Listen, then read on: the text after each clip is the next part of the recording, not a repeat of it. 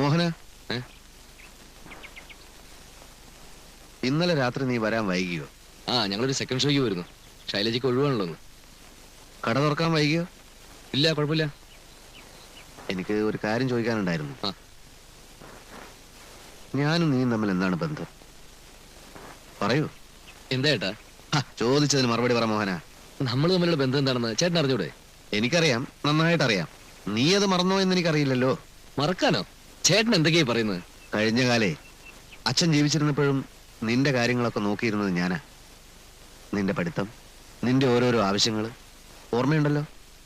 കണക്കിൽ മോശമായിരുന്ന നിന്നെ തല്ലി തല്ലി ഞാൻ കണക്ക് പഠിപ്പിച്ചതും അങ്ങനെ നീ 10ാം ക്ലാസ് പാസ്സായതും ഇല്ലേ? ഓർമ്മയില്ലേ? എന്താ ചേട്ടൻ ഇപ്പത് പറയാൻ?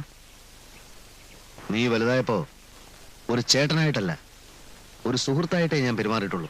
അല്ലെന്ന് നിനക്ക് പറയാൻ പറ്റുമോ? നീയും എന്നെ സ്നേഹിക്കുകയും ബഹുമാനിക്കുകയും ഒക്കെ ചെയ്തിരുന്നു. ശൈലജയായിട്ടുള്ള നിന്റെ ലവ് അഫെയർ പോലും നമ്മൾ തമ്മിൽ ഡിസ്കസ് ചെയ്തിട്ടുണ്ടില്ലേ?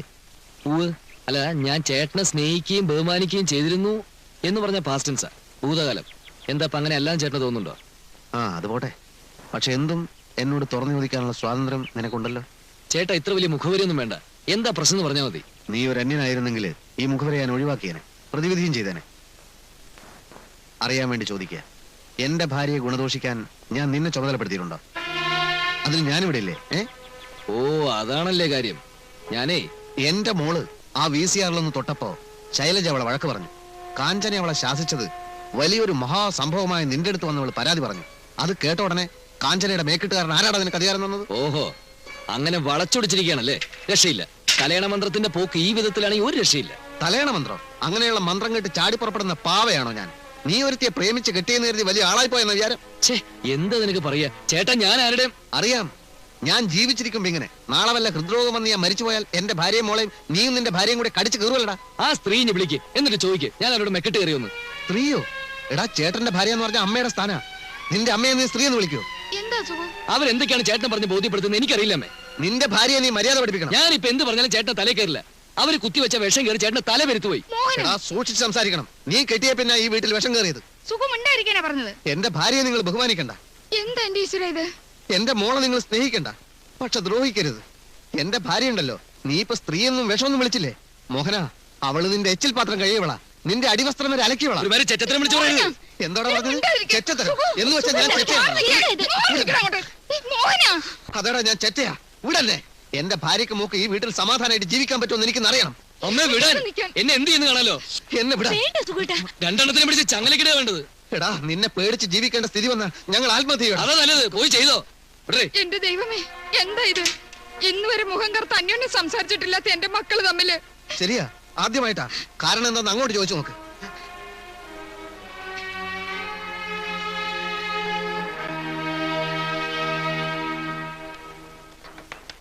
അകത്ത് സൗകര്യം വളരെ കുറവാണ്.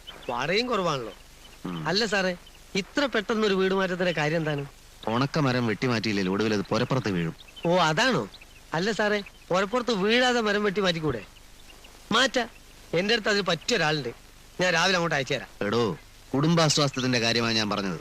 നമ്മൾ ഈ കഠിനമായി അധ്വാനിക്കുന്നതും സമ്പാദിക്കുന്നതും ഒക്കെ എന്തിനു വേണ്ടിയാ? ഈ അരച്ചാണ്ട് വയറിന് വേണ്ടി അല്ല. അല്ലേ? മനസ്സമാധാനത്തിന്. ആരാണ് കുറ്റക്കാരെന്ന് ചോദിച്ചാൽ ചിലപ്പോൾ ഞാൻ തന്നെയാവും. പക്ഷെ മനസ്സമാധാനം നഷ്ടപ്പെട്ട് ജീവിക്കുന്നതിൽ ഒരർത്ഥവുമില്ല. ശരിയാ, പക്ഷെ എന്റെ പരിപാടി അതല്ല. മനസമാധാനം നഷ്ടപ്പെടുന്നു എന്ന് കണ്ടാൽ അപ്പൊ ഞാൻ വെള്ളം അടിക്കും, പിറ്റാവും. പിന്നെ ഒന്നും അറിയണ്ടല്ലോ, പിറ്റേ നോക്കിയാൽ മതിയല്ലോ. നമ്മൾ ആദ്യം കണ്ട കോളനിയിലെ വീട് വാടക ഇത്തിരി കൂടുതലാണെങ്കിലും ആ വീട് മതി. ആയിക്കോട്ടെ, ഇപ്പൊ തന്നെ അഡ്വാൻസ് കൊടുത്തേക്കാം. മുകളിലേക്ക് ചേട്ടാ.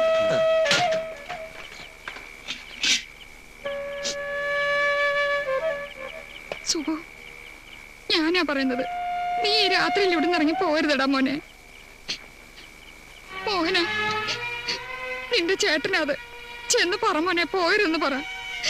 അവന് ഇഷ്ടപ്പെടാത്ത രീതി നീ വല്ലതും പെരുമാറിയിട്ടുണ്ടെങ്കിൽ ചെന്ന് ക്ഷമ ചോദിക്കും മോനെ. എനിക്ക് ജീവനുള്ളപ്പോ നിങ്ങൾ തമ്മിൽ തല്ലി പിരിയരുത്. ഞാൻ ക്ഷമ ചോദിച്ചാലും ഇല്ലെങ്കിലും ചേട്ടൻ ഇവിടുന്ന് പോകും. മോളെ, ആരെന്ത് കുറ്റം ചെയ്തിട്ടാ നിങ്ങൾ എന്നോട് ഇങ്ങനെ ചെയ്യുന്നത്? നേരം വെളുത്തിട്ട് ഇറങ്ങി പോകുമ്പോ അയൽവക്കക്കാര് കാണും. കുട്ടിക്കൃഷ്ണൻ നായരുടെ മക്കള് തമ്മിൽ തെറ്റിയത് എന്തേന്നുള്ള അവരുടെ ചോദ്യത്തിന് മറുപടി പറയാൻ വയ്യാത്തത് കൊണ്ടാ ഇപ്പൊ തന്നെ ഇറങ്ങുന്നത്. സുഖു, അമ്മയുടെ മോനെ ഞാനും. പക്ഷെ പണവും പ്രതാപവും നോക്കി സ്വന്തം മക്കളെ വേറെ വേറെ തട്ടുകളിൽ നിർത്തുന്നത് ശരിയല്ലമ്മേ.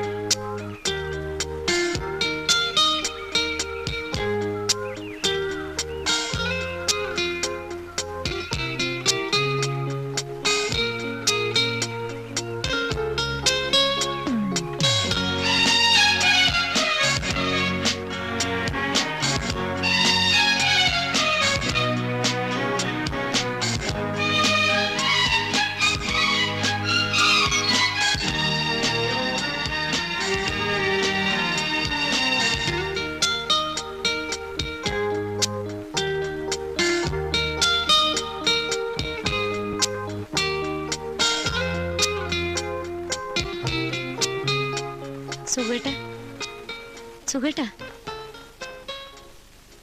ഓഫീസിൽ പോണ്ടേ?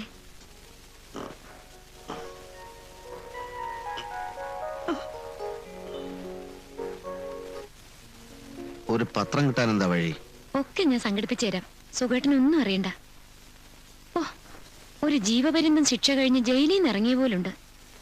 ഇനി നമ്മുടെ ഉള്ളതും ഇല്ലാത്തതും നമ്മൾ മാത്രം അറിഞ്ഞാൽ മതിയല്ലോ. സുഖേട്ടാ, സുഖേട്ടന് കുറച്ച് ദിവസം ലീവ് എടുത്തൂടെ? അവിടുന്ന് സുഖേട്ടന്റെ ഒരു കാര്യം എനിക്ക് ശ്രദ്ധിക്കാൻ പറ്റിയിട്ടില്ല. വല്ലാണ്ട് മെലിഞ്ഞുപോയി, ഒത്തിരി കറക്കുകയും ചെയ്തു. ഞാൻ ആദ്യമേ കറുപ്പായിരുന്നില്ലേ? ആര്? സുഖേട്ടനോ? കൊള്ളാം. എന്നെ പെണ്ണ് കാണാൻ വരുമ്പോ നല്ല വെളുത്തിട്ടായിരുന്നു. ഇപ്പൊ വെയിലുകൊണ്ട് ആകെ വാടിപ്പോയില്ലേ. കുറച്ചു ദിവസം എണ്ണയും കുഴമ്പൊക്കെ ഇട്ട് കുളിച്ച് വിശ്രമം എടുക്കണം. എന്തേ? അല്ല, ഞാൻ ഓർക്കായിരുന്നു, സുഖേട്ടനെ ഞാൻ ആദ്യമായിട്ട് കാണുമ്പോ ഞാൻ വിചാരിച്ച സിനിമയിലുള്ള മമ്മൂട്ടിയാണെന്നാ. അയ്യോ, സത്യമായിട്ടും ആ ശബ്ദവും ഗാംഭീര്യവും എല്ലാം. മമ്മൂട്ടി കുറെ കൂടെ ഹൈറ്റ് ഒക്കെ ഇല്ലേ? ആ ഒരു വ്യത്യാസമല്ലുള്ളൂ. ഇപ്പഴും ചില സൈഡിൽ കൂടെ നോക്കുമ്പോ സുഖേട്ടൻ തനി മമ്മൂട്ടിയാ. കുറച്ച് എക്സസൈസ് ഒക്കെ എടുക്കണം. വേണം. ഈ വീടിന് 850 രൂപയാ വാടക. ഓ, അത്ര കൂടുതലൊന്നുമല്ല. അതിന് മാത്രമുള്ള സൗകര്യങ്ങളും ഇല്ലേ? എങ്ങനെ കൊടുക്കുമെന്നാ? ഒക്കെ നടക്കും. മോളെ നീക്ക്. നേരെ എത്രയെന്നറിയോ? നീക്ക്. പാലില്ല കേട്ടോ സുഖേട്ടാ, കട്ടൻ കാപ്പി തരാം.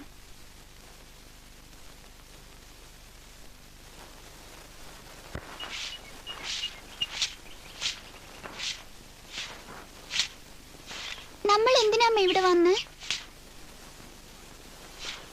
നമ്മുടെ വീട്ടിലേക്ക് ഇനി എപ്പോഴാ പോവാ? ഇനി മുതൽ ഇതാ നമ്മുടെ വീട്.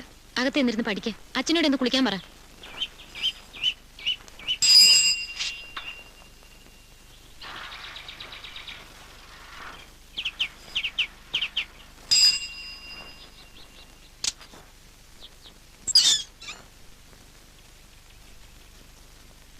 എല്ലാ ദിവസവും ഞങ്ങൾക്കും വേണം പാല്. ദേ ആ വീടാ. ഇപ്പോഴുണ്ടെങ്കിൽ ഒരു പാക്കറ്റ് ഇട്ടേ നന്നായിരുന്നു. ഇപ്പൊ ഉണ്ടാവില്ല. ആ കൊടുക്കടോ, പെട്ടെന്ന് ഇപ്പൊ പാലിന് അവരെവിടെ പോവാനാ? ഞാൻ പോയിട്ട് വരാം. രാത്രിയിൽ ഇവിടെ ഒച്ചയും ബഹളമൊക്കെ കേട്ടു. പക്ഷെ കള്ളന്മാരായിരിക്കുമെന്ന് വിചാരിച്ച് ഞങ്ങള് കഥവ് തുറന്നില്ല. എന്റെ പേര് ജിജി ഡാനിയൽ. ഞാൻ കാഞ്ചന. Sweet name. ഇവിടെ എന്തെങ്കിലും ആവശ്യമുണ്ടെങ്കിൽ എന്നോട് പറഞ്ഞാ മതി. ഞങ്ങളുടെ തൊട്ടടുത്ത വീട്ടിൽ ആരാ താമസം? രാത്രി മുഴുവൻ ഒരു പട്ടി കിടന്ന് നിലവിളിക്കുന്നുണ്ടായിരുന്നു. അത് ഡോക്ടർ മത്തായിയുടെ വീട്. അതിനപ്പുറത്ത് ലോ സെക്രട്ടറി കരുണാകരൻ നായർ. ഇത് PWD കോൺട്രാക്ടർ ലക്ഷ്മണൻ പിള്ള. അതിനപ്പുറത്ത് അഡ്വക്കേറ്റ് കുറുപ്പ്. കാഞ്ചിയുടെ ഹസ്ബൻഡ് എന്ത് ചെയ്യുന്നു? കാഞ്ചിയല്ല, കാഞ്ചന. കാഞ്ചിന്ന് വിളിക്കാനാ സൗകര്യം. ഹസ്ബൻഡ്? ഹസ്ബൻഡ് മൂപ്പര് എഞ്ചിനീയറാ. PWD? അല്ല, PWD എഞ്ചിനീയർ ആണോ? എങ്കിൽ ഞങ്ങൾ ഈ കോളനിക്കാർക്ക് അദ്ദേഹത്തോട് ചില പരാതികളൊക്കെ പറയാനുണ്ട്. ആ എഞ്ചിനീയർ അല്ല, ഇത് വലിയൊരു കമ്പനി. അവിടാ കൺസ്ട്രക്ഷൻ കമ്പനിയിലാവും. Bye mom. ബൈ മോനു, ബി കെയർഫുൾ. ഓക്കേ. മോനാ? ഭർത്താവ്? ഞാനും ഹസ്ബൻഡ് സിംഗപ്പൂരായിരുന്നു.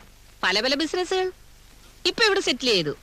അവിടെയായിരുന്നപ്പോ പുള്ളിക്കാരന് കരാട്ടയില് ബ്ലൂ ബെൽറ്റ് കിട്ടിയതാ.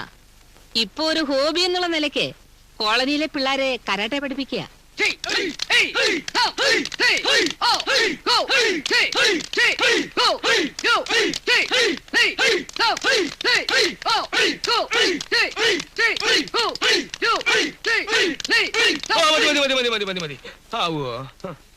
അപ്പോ ഞാൻ എന്നും പറയാറുള്ളത് പോലെ ഒരിക്കൽ കൂടി പറയുകയാണ്, വീട്ടിലെത്തിയ ഉടനെ കുളിക്കരുത്. ബോഡി തണുത്തതിന് ശേഷം 1 മണിക്കൂർ കഴിഞ്ഞ് മാത്രമേ കുളിക്കാവൂ. എല്ലാവരും ഇഷ്ടേ പ്രാക്ടീസ് ചെയ്യുന്നുണ്ടല്ലോ. എന്റെ ശിഷ്യന്മാർ എന്റെ റെക്കോർഡ് ബ്രേക്ക് ചെയ്യണമെന്നാണ് എന്റെ ആഗ്രഹം. എന്റെ റെക്കോർഡ് എത്ര ഇഷ്ടിയാണെന്ന് നിങ്ങൾക്ക് അറിയാലോ? 14.